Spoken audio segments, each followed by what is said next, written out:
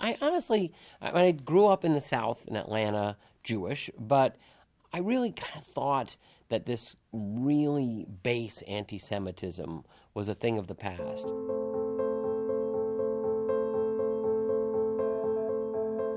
During the campaign of 2016, I was an editor doing a lot of political work, and I had put out on Twitter just an article that was op-ed, and it was "How Fascism Comes to America." And I just, took a quote, put it out on Twitter, got a mention back saying, "Ho Weisman," and my name, it was just my name, and it had 3 parentheses around it.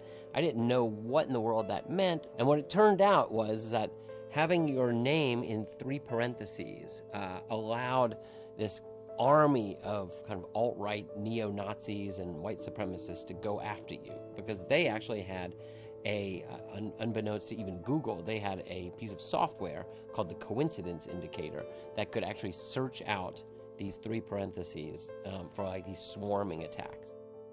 There were images of me in gas chambers. There was an image of me kneeling down to be executed by a Nazi. Donald Trump pressing the button on a gas chamber with me behind.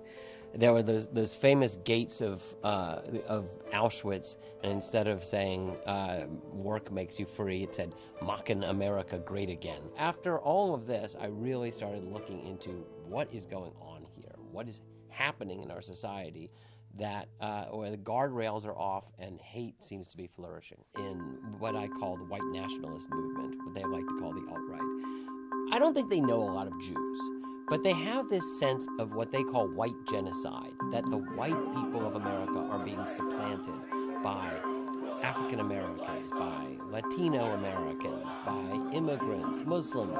You will not replace us! But they think that all those people are inferior to them. How could white genocide be pulled off by people who are actually genetically inferior?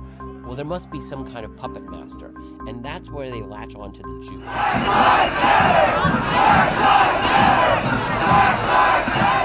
I think that what we see in killings of Muslims or the harassment and hatred unleashed on immigrants and Latinos, they're coming for the Jews. And I feel very strongly that, well, anti-Semitism probably isn't the worst of the bigotry out there, but we're all in this together. And I would like to see American Jews realize that where bigotry hits one group, it's going to hit every group.